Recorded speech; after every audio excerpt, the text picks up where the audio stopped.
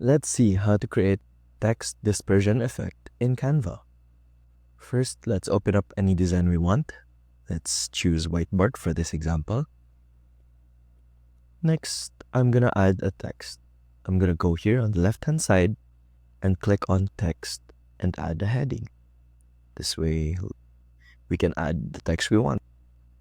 In this case, I want to disperse the letter D. So let's just adjust the size of this by drawing around the corners.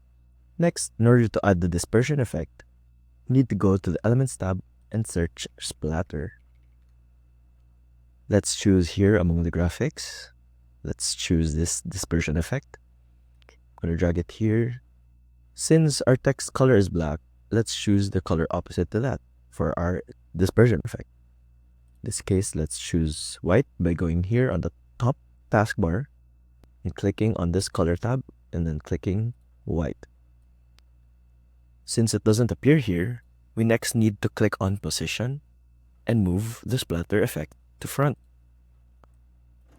To quickly duplicate this, all we need to do is click Ctrl D on our keyboard. So the more times I click it, the more it duplicates itself. Now we just need to adjust it so that we can mimic the dispersion of the text effect.